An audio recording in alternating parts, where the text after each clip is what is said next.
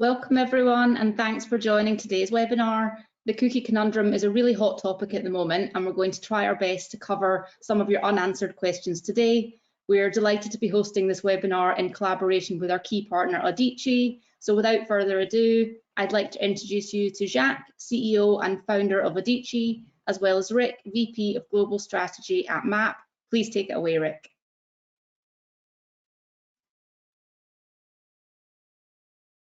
Thanks, Haley. Looks like I'm having a bit of an issue, so just bear with me.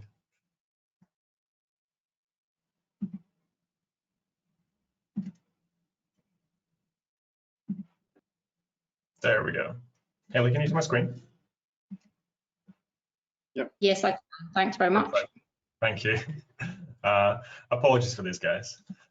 So thanks for joining this webinar. So before we start talking about zero-party cookies and first zero-party data and kind of a third-party cookies, I just want to set the scene about what it's actually all about and why data is important to start with.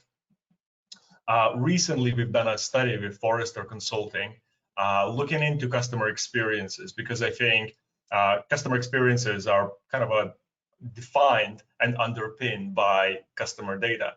And one of the main things that was highlighted is that, well, customer experience strategy is important or very important for senior marketing decision makers. Yet, however, many are only reevaluating the strategy once a year or less frequently.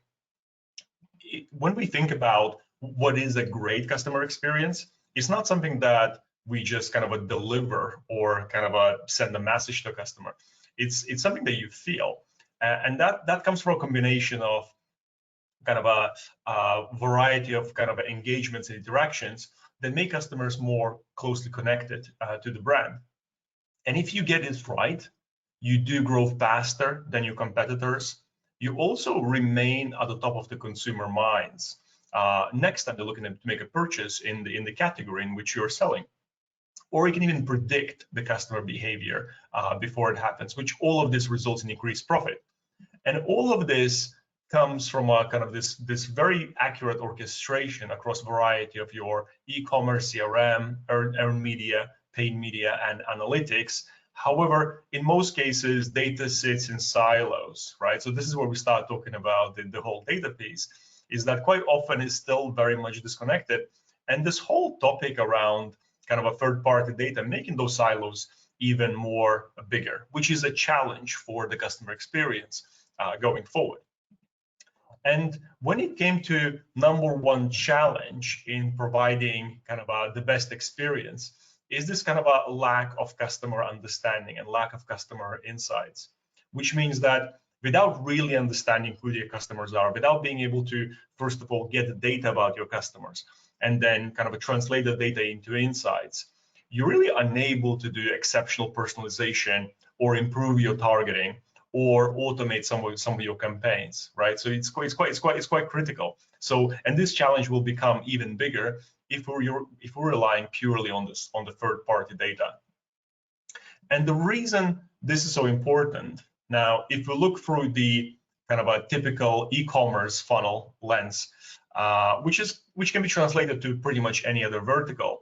You know, if you look at this funnel, the journey has so many different stages and opportunities to improve, but also to get things terribly wrong. You know, anything from the consumer discovering the brand, to visiting the website, to adding products to cart, to converting and then re-engaging, right? And all too often in marketing, we're kind of making our decisions based on averages. And we do believe that when we are making marketing based on average decisions, we will continuously get average results. And the reason I say average, because often we do things like, you know, do an A/B test on kind of an abandoned cart campaign and then see which one performs better. But in reality, there's so many other improvement opportunities. But those opportunities are not visible unless we have the right data and unless we have the right insights to extract kind of those improvements. And next, I would like to hand you over to Jacques to talk about kind of what are the different types of data available to marketers before we dig deeper into zero-party data and first-party data. So take it away, Jacques. Great, thank you so much, Rick. Thank you for this first part, for this introduction. I think that one of the things, as you say, data is driving a lot of engagement and a lot of personalization. And what we have today in our environment, we have a data set which is a really extensive data set with third-party data, which is mostly inferred and observed data, and then second-party data that is shared. And is someone else's first-party data, and first and zero-party data. And zero-party data is really upcoming and is really coming very strongly as we speak, because the data is very much explicitly shared and proactively shared by users. And what we are seeing is that when users are really sharing proactively, they are much more engaged. So we do see that. There is a big shift taking place as we speak, and hence this webinar, because things are moving, and people are not only with the regulation that we had with the GDPR that happened now 3-4 years ago. We have now the technologies are coming to play. And the tech providers with Apple, with Chrome, Google are also very much following the same path of data protection, of privacy by design, and really working and heavily honing on the creepy data, and that's how they call it, the creepy data. They're trying to remove that and be more transparent, build more trust. And I think this is where the shift is taking place in the insights that we are seeing with data, is that first and zero-party data are upcoming data sets that are really, really key to look at. So what the future looks like, it's very simple, and it's quite interesting, because we prepared these slides last week, and there's been a bit of a change in the dates, but the concept is the same. As we look at and as we're evolving from 2020, 2021, 2022, and now things have shifted a little bit for Chrome, because they've decided to turn off their third-party cookies only in 2023. But basically what this slide shows is that there is a very strong pace, and at a very strong pace, Chrome and Apple are switching off third-party cookie data. Now, the majority of the cookies, 80% of the cookies, are mainly on Chrome. So we won't feel too much of that cataclysm of the third-party cookies being removed until Chrome decides to switch it off. And we know Chrome is trying to come up with some ideas with the privacy sandbox, which is not fully ready, and that's why they decided to postpone the switch off and the extinction of third-party cookie data until 2023. But we are on that path of removing third-party cookie, and as you can see, and as you probably have noticed, maybe in your Apple iOS apps, and as well as Safari, have already started. So,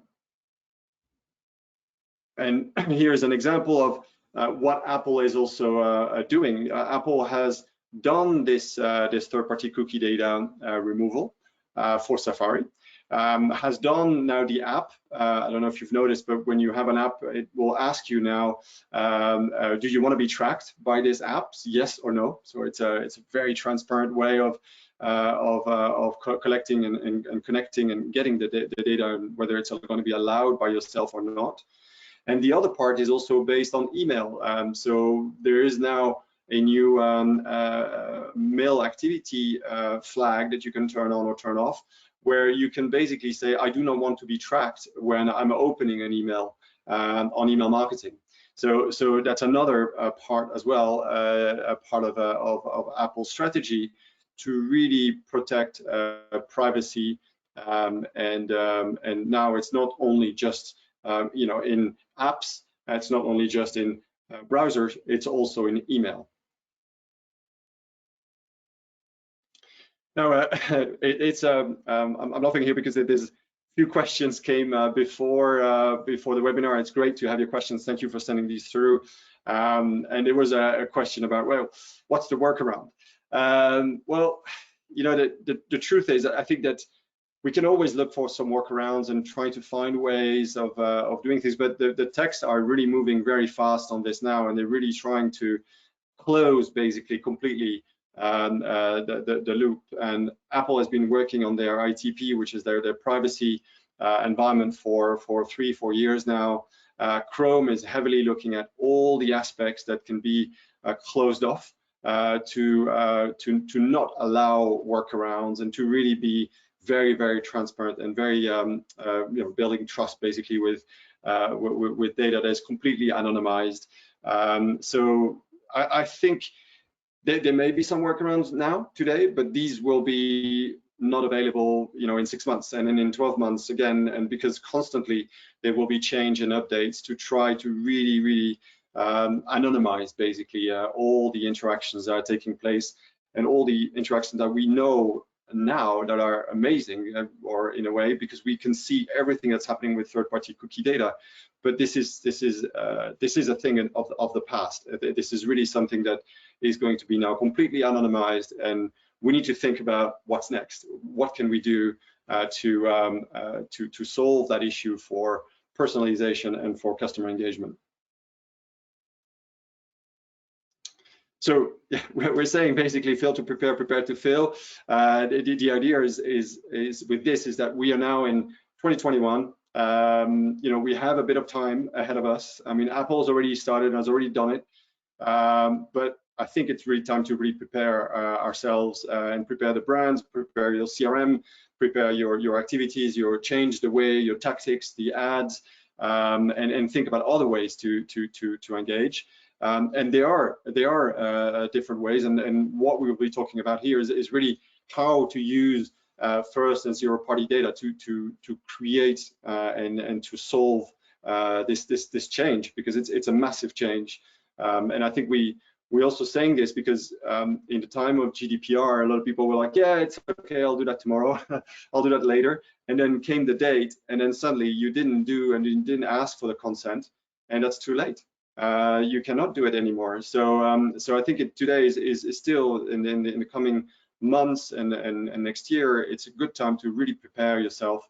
And collecting data doesn't happen overnight. It's a real process to try to to basically to do that change and move to first and zero-party data.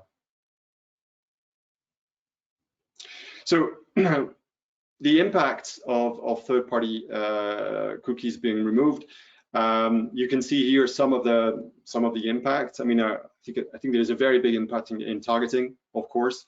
You know, to do the retargeting, the way you could do it, to be able to follow someone from site to site, to understand where they've been before.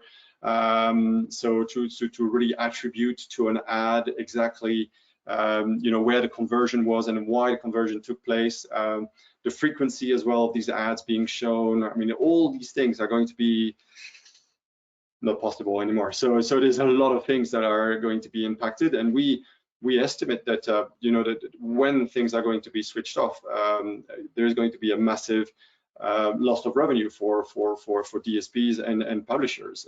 It's going to be a very big part of their business, of their revenue, that's going to be impacted.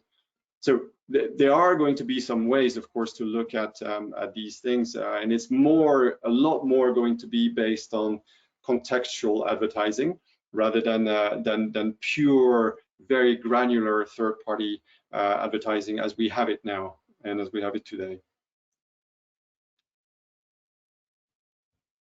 So the opportunities are really, you know, all about you know, nurturing existing customers. The opportunities are really there to try to think about all the ways of engaging. So if we look at driving new customers, it's going to impact your competitors. It's going to impact everyone basically. So where do you need to think? You need to think about other aspects and other ways of engaging and getting these new customers to sign up and to get their details. The most important detail, as we know, is email address. You know, if you have the email, you can start conversing and start communicating.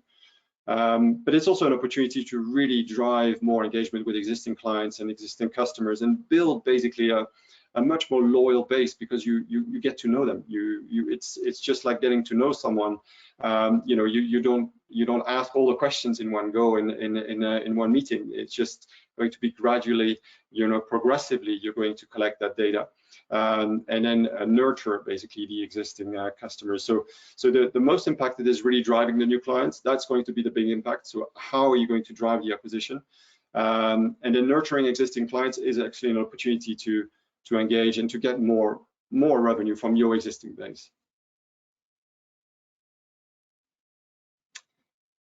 So in terms of data enrichment and customer data management, well, you have the customer profile, you have the data. The typical data is CRM, preference, transactions, in-store data.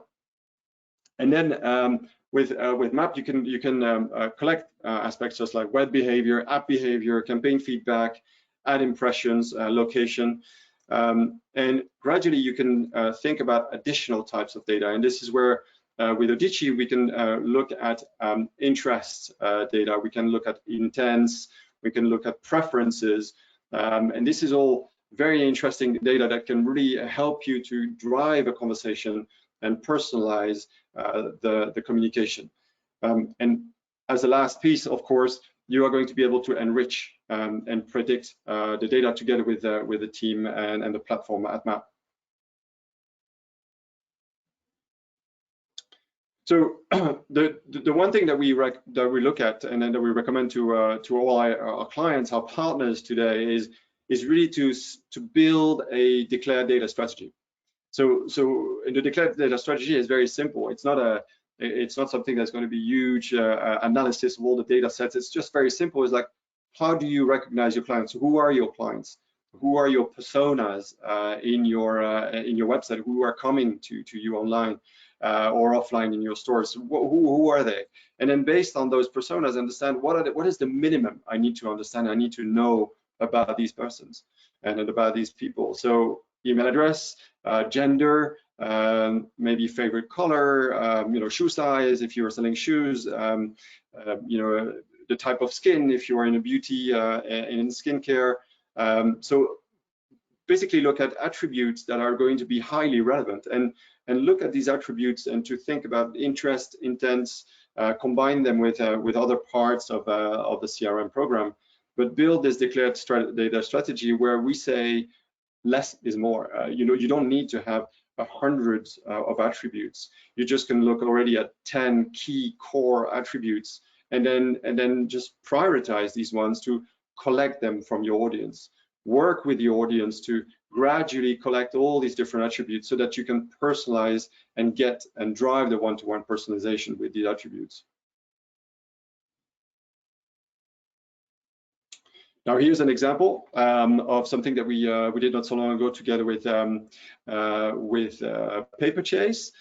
So this is a color quiz, fun, engaging. But what we are doing in this color quiz is that we are collecting a number of things. We're collecting first-party data with an email address and an opt-in as well if the person wants to engage. We have a 60% opt-in rate here with this quiz.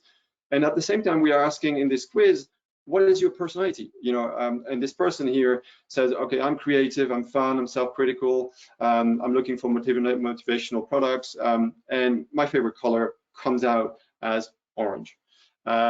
So this is a very simple way of engaging an audience, fun, interactive. There's a bit of a, you know, a fear of missing out or curiosity because I want to know what is my personality here for Paperchase. Additional information can also be, you know, tracked, such as, you know, what the type of phone this person has, what website, or what the time. So you can also look at other parts as well of data. So this is giving you already quite a lot of insights about this person behind this email address. Another example is also customer feedback, and then using customer feedback programs like a NPS or other types of or programs to collect the data to really get some feedback, but get some interest and understand exactly how this is going to be used and where we can use it. So basically, really drive the conversation with the performance of a service or the performance of a product, to be able to re-engage to people that have maybe been unhappy, or on the contrary, for someone that is super happy, why not drive this person into loyalty and to say, well, why not refer your friends? So this is the type of activities that can be done there as well. But again, it's a value exchange that you are getting together with your audience, and value exchange is very important in that part of zero-party data and first-party data. It's really people are expecting something in return. Everyone knows now that data is worth something. Everyone understands that the data is something that people are using to drive conversion and drive business. So give something back, give something in return is really key. And this is part of this customer feedback program from TeamSport. There is a value exchange at the end where people can have access to other parts of the website to get special offers for go-karting.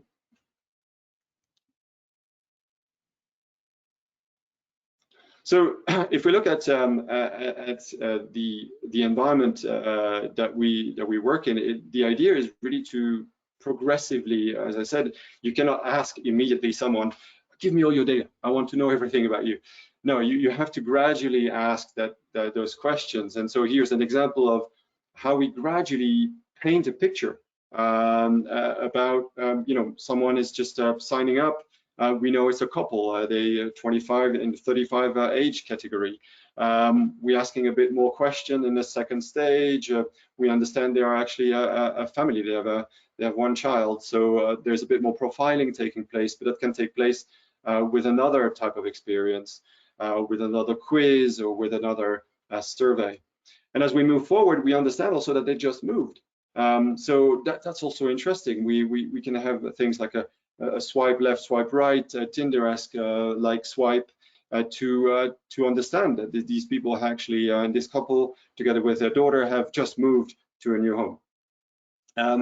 And then the last bit is also the transactions that have been taken place on the website. We understand that they just purchased some plants. They're putting some greens, so we can get a little bit of a feel as well what they are looking for and the products they are buying as well. So that gets us quite a nice picture already to be able to engage and to personalize and to create some one-to-one communications to this couple, and basically come with relevant products that are going to be matching their needs and their requirements as they just move to a new home. So one of the things that we do within Audici is that we really, with our partners and with our clients, we really help with a lot of different ideas and a lot of different templates that we've created within the platform, more than 80 templates that you have access to, where you can really very quickly create a first-party or zero-party data collection environment. Everything is published directly on a website or pop-ups or in apps as well, so we can really quickly create those engagements. We do a lot of these activities also on social media, but everything is around profiling, around games, and around promotions to drive this value exchange, and to basically create the engagement with your audience, and get the intuitive way of collecting the data, not the creepy way, the very transparent way and very honest way of, I'd like to know more about you. Here's a value exchange. Give me a bit of data so that we can get you and sign you up to our database, of course with consents. But these experience works extremely well in collecting zero-party and first-party data. So and of course with Audici, we're very good at driving these engagements, but there is a very strong technology partnership in place together with MAP, where we work together with MAP to really drive the customer lifetime value with triggers. And so these triggers, once you have an email address, why not think about 5 days later, send a little quiz, an automated life cycle that you can set up in a map environment, and you can drive with a quiz the data collection. What personality are you? Oh, you get to know the person a little bit more. Why not 10 days later send a welcome offer with a very personalized welcome offer, and then continue the journey as you grow. But at the same time as you do that, every step of the way, you're increasing the customer lifetime value. People are becoming more loyal, more engaged with the brand. They feel more comfortable in sharing data because they can see that you are using it in the right way. And I think this is particularly important in the programs that we are setting up together with the team at MAP, is that we are really driving this customer loyalty. We are driving this customer engagement, making people feel comfortable and trust basically the working with the brand.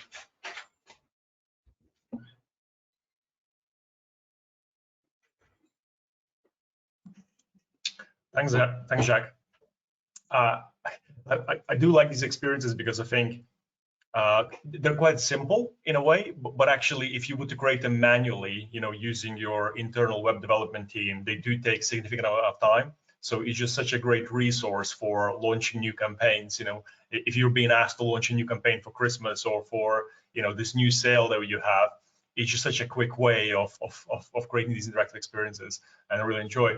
And I think one of the things that I see more and more being done now, kind of in marketing, is actually triggering these experiences on site when you have anonymous visitors hitting the website, because in the future you will know a lot less about that traffic. The traffic will be anonymized. You'll have less reliance on the third-party data. Therefore, you will have a significant number of these anonymous visitors that you generally know nothing about. And I think triggering these experiences as they join the site will allow you to use the data in session to start personalizing their on-site experience immediately, rather than just kind of showing them the kind of generic messages that you have. One of the things that we do is we encourage brands to share the data that you capture about your customers. So all this first and zero-party data, or even some of the data that you predict about the customers, to actually visualize the data in the preference centers. So beyond simply allowing them to change their newsletter subscription, perhaps the channel preferences, also showing some of the zero-party data that they've shared earlier to allow them to change their interests, or perhaps even show some of the predictions that you made about them. Because in this case, let's say, our prediction is that you're looking for brown loafers size 11, but actually maybe that prediction is no longer accurate, right? So giving more control to consumers to adjust their kind of zero and first party data capturing also not only shows trust, but also kind of shows transparency, but also increases your ability to personalize and target these customers. And then when it comes to kind of leveraging this data, it can also be used in combination with the first party data as well. So if you don't have this already, I highly encourage you to start kind of looking for technologies in your current stack that allow you to capture more of the first party data already. Now, I know many platforms do things like they track the page impressions, or they track add to cart rates, or ability to retarget customers, but you really want to start looking for abilities to create new first party data kind of abilities. So any type of interaction, any type of click on a website, or any type of kind of if someone has read a review on a website, like all this data is very, very valuable that will help you improve your kind of targeting and personalization going forward. And now the next I want to talk about kind of what do you actually do with these, right? So the data is not only important for targeting and engagement, data is also important for customer insights. And that's what I was saying at the beginning. The kind of exceptional customer experiences are heavily dependent not only on the ability to deliver these communications to customers and engaging customers, but also to extract the valuable insights to actually understand who the customers are and how they interact. And with that in mind, I highly encourage you to start looking at kind of a first-party analytics solutions. I know we all kind of enjoy Google Analytics, because it's free, and also because you have it's so easy to find talent that can click around GA and get some sort of insights. But in reality, there's nothing free. You have always been paying for the service through the data of the customer behavior, and there are alternatives out there. We obviously think that kind of our alternative is the best because we capture 100% of the customer data as long as they have fully opted into being tracked. And also that data is automatically connected to your marketing automation campaigns, right? So unlike in GA, is very much built around your paid media marketing. This kind of this platform that we offer, Map Intelligence, it allows you to kind of leverage this data also for your CRM marketing campaigns or on-site personalization, way beyond your kind of usual kind of paid media activities. And because we're capturing this 100% of the data, you're able to slice it through different lenses, from not only understanding who your visitors are, kind of how your traffic is performing, but also understanding the performance kind of against individual product sets, product categories, or even the customer lifetime. And obviously, you can still do the usual things you are used to doing in GA, but with a lot more accuracy, granularity. And you can use it back in your CRM marketing campaigns. One of the frequent questions that we get asked is about, well, but how long does it take to build up the same type of intelligence and insights that you typically get in GA? Well, when brands access Map Intelligence, they do have access to kind of a variety of predefined customer insights dashboards, where we slice this data through different lenses.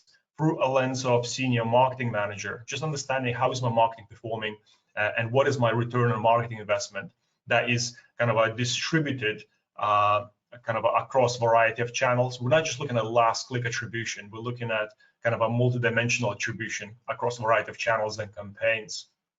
Then you can also have these campaign manager views to understand how individual campaigns are performing, as well as the merchandising views to understand how individual product sets are impacting the behavior of individual customer kind of personas and individual segments, not only based on the first party data, but also based on the zero party data that Jacques was talking about earlier.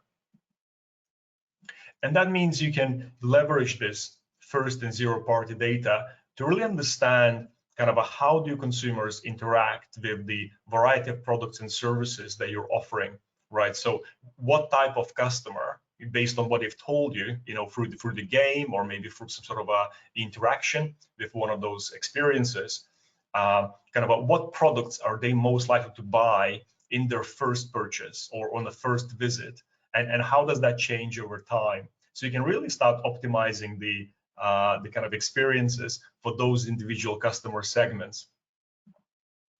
And then you can drill down all the way through to those individual kind of customer segment behaviors as well. So rather than looking at averages, as I was talking about earlier, for example, what is the average kind of a day between visit? What is the average basket size? What is the average kind of a time to convert from the first visit? Instead, we can actually slice it by those individual customer segments. And based on the data that you capture through those games, can then be used to tell you that actually these types of customers that said X in the last game that they played on your website, they're actually more likely or less likely to convert on a second visit, and their basket size is maybe 5% higher than the other customers, which also helps you build the business case for creating more of these kind of interactive customer experiences. Otherwise, you're thinking, well, are we just doing this interactive experience for the sake of doing interactive experience? But actually, you can start seeing what impact those experiences are making on driving the customer lifetime value and retention. And then kind of your usual RFM models that you might already be used to in your kind of a Power BI or Tableau dashboards, and maybe using kind of a Google Analytics for this. Again, because here we're using kind of 100% of the customer's data that is opted in. Not only it can be kind of analyzed and acted upon, it can also be kind of reused for personalization or for re-engagement, which means you can take those audiences of those valuable churning customers and retarget them. Again, maybe push that audience into Facebook for retargeting, or kind of send them an email, mobile push, or perhaps send them a direct mail piece to try to bring them back kind of onto your site. And those RFM models are not just kind of a default standard e-commerce RFM models. They're actually based purely on the data that is already kind of residing in a platform. And in fact, we even provide kind of AI-based recommendations. We look at the data you really hold, and we tell you whether your RFM models are accurate or not. And we provide you some kind of suggested tweaks of kind of how you should change your recency, frequency, and monetary thresholds to better suit your existing customer population, rather than making an arbitrary kind of a guess to say, well, I think the good basket size or a good lifetime value is £200, right? So we actually will tell you what this exact threshold is for high value customers and high value frequency. And then all of these segments not only can be used for insights, they can also be used for for customer re-engagement. So we use a combination of this first-party data that we capture about customers, including the zero-party data that Jacques was talking about based on the games, and then some of the additional insights that you were able to extract about customer behavior to build these rich customer segments that can be used for personalization, in email marketing, mobile push, SMS, direct mail, or on-site experiences. But also we leverage the zero and first-party data to predict, who those customers might be. And again, I highly encourage you, if you are doing some predictions, do highlight those predictions on customer preference center pages, so they can actually see what assumptions are you making about them, because some of those assumptions might not necessarily be totally accurate. Maybe that product they purchased wasn't for them. Maybe the product they purchased was for their mom or for their spouse. So maybe it's not necessarily a true reflection of who they are. But nevertheless, you are able to leverage all of this rich customer data without having to rely on third-party data to decide, what are this customer's affinities, right? So in this case, we're looking at, we think this customer is most interested in shoes based on how they previously interacted, what data they've given us, and also what kind of parts of the website or the email they have been clicking on. And we can then leverage AI and machine learning to decide that this customer has high interest in shoes, and that will look at all the different things like sandals and trainers and Adidas, right? So you look at anything that's kind of relevant to the shoes category.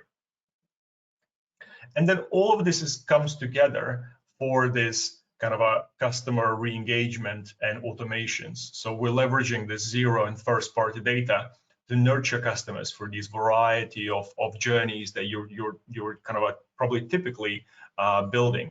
So in this case, we're looking at the abandoned basket program, right? So not only you can kind of just send this abandoned basket email based on just someone kind of abandoning a product, but we can actually start understanding how does someone that has interacted with the game or experience, how do they behave differently than someone that is kind of a first-time buyer, and then start adjusting their journeys to make sure that those customer experiences are more relevant for those individuals, rather than serving this average experience that we're so used to.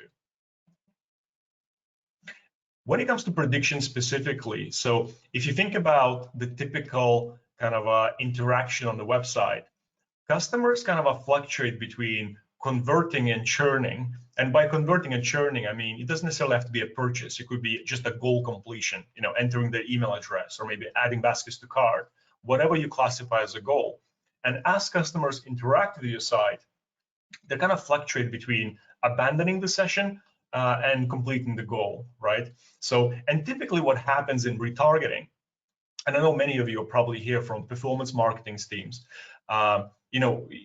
typically what would happen is you probably would deploy these retargeting tags on a certain milestones in the customer journey to say, okay, if customer looked at this page, maybe look at this particular product category, we're going to trigger a retargeting pixel, which is effective, but it could be even more effective if you actually understood the likelihood of someone converting, or how much were they going to spend to start with. And this is what we can do as well. So we can actually start leveraging all of the zero and first party data that we capture of our customers in real time to decide or to predict what was the likelihood of them converting to start with, and what was the predicted basket value within this particular session. And then based on that, you can decide which retargeting pixel do you want to trigger. And in this case, you could be adjusting your bids based on that. So if customers were kind of very likely to convert, maybe you only want to bid kind of £1 for these customers because you know they're probably going to come back anyway. Or perhaps customers that were possibly likely to convert, or they have a small chance to convert, maybe you want to bid a bit higher to try to bring them back. And for those that had no kind of haven't indicated any behavior that would show that they're likely to convert, perhaps you don't want to retarget them at all, right? So we're not going to trigger the retargeting pixel. And then for those customers that they're very unlikely to convert, apologies, but they had a very high kind of expected next basket value, perhaps you want to bid just a little bit to see if you can still bring them back. And then again, all of those insights can be surfaced and visualized, so you can then make decisions around whether you would like to kind of start treating those audiences differently, and also understand whether actually the activities that you're doing in marketing are correct, right? What are you actually pushing people down the right path? Whether you're increasing the basket size, whether you're decreasing the churn. So let's quickly summarize with the readiness checklist. Jacques, do you want to take the first two? Yeah, no, thank you, Rick. So what we're trying to say is I think it's really important to understand, what do you have today? What first and what zero-party data do you have today? What can you really rely on, and what are you missing? And I think that's the idea of this audit is to understand and to build your declare data strategy, to understand, okay, what am I missing? How am I going to use it? What are the upsides, and what revenues can I expect if I'm going to collect these attributes that I actually don't have in my existing database? So I think that's the first part. And then afterwards, it's really to look at, okay, how are we going to collect those attributes that we are missing? What are we going to do? What are the functionalities that we could use? What are the fun things or engaging experiences that we could use? Is that going to be a quiz, or is that going to be a game, or is that going to be an instant win, or is that going to be something around a survey or customer feedback? And so try to find what is the best way to communicate and to engage with your audience, to start collecting that very important data, that interest, preferences, intent data that you can collect through those experiences, and then drive that data directly into your map platform, and collect that data to use it for marketing automation afterwards. But it's really those steps it's the base and the start point for a lot of brands today, is to audit the data and then enhance the data collections.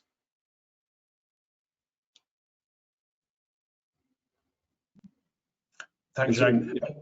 Yeah, and then some of the other ones that we highly encourage you guys to start kind of at least evaluating your capabilities internally, because this will become more and more important. And as Jacques said, kind of a fail to prepare is prepared to fail. So you should start seriously considering, what are your kind of a first party analytics capabilities? What are the alternatives to GA? Because that was very much kind of based on, yes, it was based on first party data, but the cost of using that was kind of by sharing the data. And also it was very much based around your paid media analytics, rather than analytics of your kind of campaigns on your kind of own channels.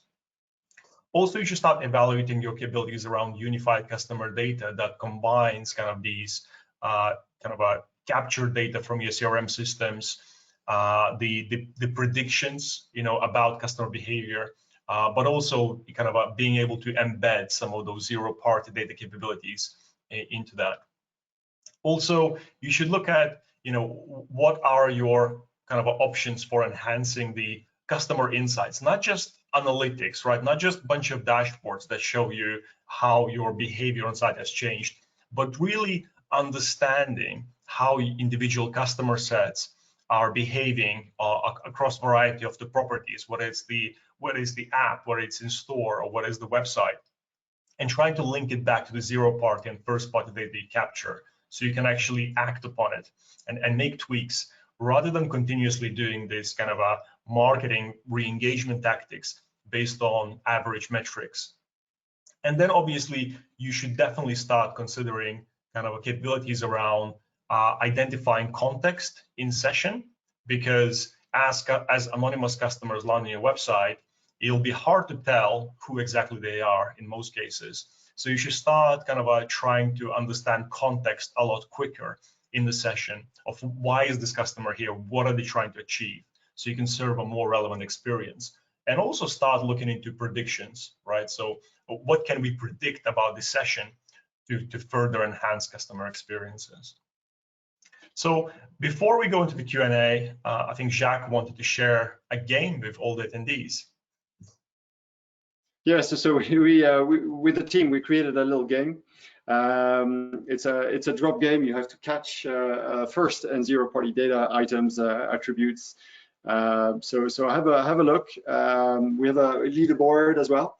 A bit of a fun and engaging experience, just to give you a bit of a flavor also of what is possible with the ODG platform. Try this link, may the best win, because we have a £100 Amazon voucher to be won. So good luck. Thanks, Jack. Thank you very much, both of you. That was really insightful. So we've had a few questions come in from the audience. So I'm going to ask you the first one, and then if we've got time, we can maybe have one more after that as well. So the first one was, you mentioned that there is no impact on first-party data. I have heard anecdotally that Safari ITP 2.2 is deleting first-party analytics cookies after 1 day. Is this true, and can we expect to see browsers putting stricter time limits on cookies such as these in the future? So the way cookies are captured is that as long as they're captured on your domain and if they're declared correctly, that they can't prevent that, because cookies are still used for kind of for logins and any other type kind of in-session behavior, and this is how a typical first-party analytics platform, like Map Intelligence, how it operates. So that data is never shared with any third parties. That's always your data. So you can still leverage it, and we're more than happy to have a kind of a separate conversation about that, of how exactly we do it. But yeah, there's no risk on that. There will also be some ad blockers trying to block those cookies. But the way we do it, it's quite hard to prevent us from tracking. And to be fair, we always not encourage. I mean, it's by law you have to do that.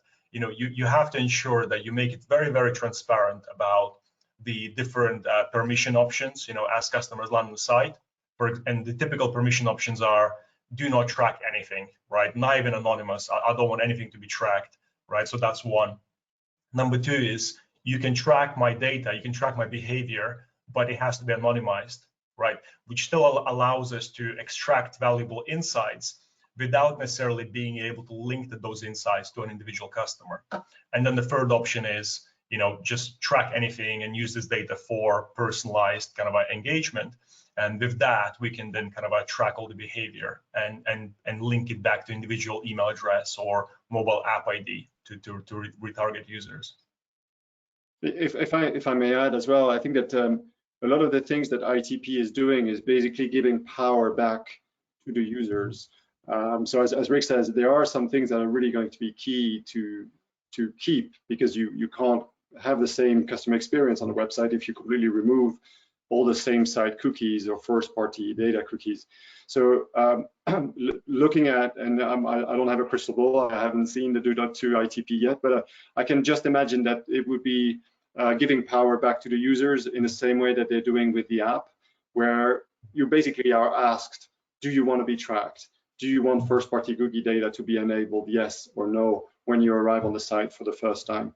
So I would imagine something like this, but turning them off completely would be a big, yeah, very, very challenging for the customer experience. It's not going to be a good customer experience anymore at all. Yeah, and with many, particularly with the free analytics platforms, you normally would have to deploy a kind of a third-party pixel on your website. You know, even if it's not being used to sell data or any other kind of purposes, they still typically use that, and that's because kind of their business model is, you know, there's nothing free, right? There's a reason why they're doing this, and it's because they're doing it because they could then reuse this data for further retargeting. And again, in our solution, you know, we never offer that, which means that, you know, we are able to use your first-party domain to track data. And in extreme cases, right, where let's say it's a very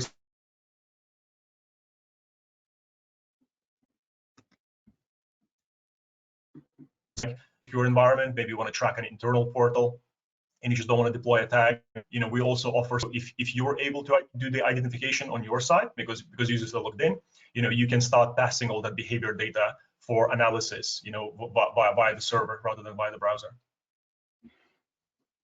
So on that point, we had a question previously saying that, you know, brands are used to analytics being free. So what is the typical spend on customer analytics? Mm-hmm. It's a great question, and I'm glad that kind of our brands are asking this, because I think that was one of the biggest hesitation from brands to start kind of exploring alternatives to GA, because it's like, well, everyone knows how to use it and it is free, but in reality, nothing's free, right? You were always paying with your data. So in our case, you know, we have customers paying between you know, £8,000 a year, you know, up to, you know, probably 150,000 and probably and a bit more. But in most cases, it's still less than your GA 360 license, which also is still not necessarily connected to your marketing automation, right? So in our case, it's still going to be cheaper than GA 360, and it's going to be connected to your marketing automation. Perfect, thanks. And one last question, is there a summary of like how this compares to Google Analytics? There is actually. We have probably even earlier this year, because privacy was such a huge topic for us. So you know, we have created a landing page. Perhaps one of our team members can share it in the chat, where we kind of talk about the implications of using some of those kind of free analytics tools, also to help you build a business case around moving away from the free analytics tools and focusing more on kind of on just capturing your first-party customer data in your own environment, and then deciding what data you want to share, you know, with the third parties. So there is a landing page where we compare kind of Map Intelligence versus GA versus GA 360. Fantastic, thank you very much. We've got a few more questions. So I'm not sure whether maybe we should round up now, and then we can answer the remaining questions in our follow-ups afterwards, and everyone's welcome to email us with any additional questions they might have as well. Perfect. Well, thank you very much, Jacques, and thank you very much, Rick. That was really insightful, as I said earlier. Thank you, everyone, for attending, and yeah, hope you have a lovely rest of your day. Thanks, Haley. Thank you. Bye-bye. Bye.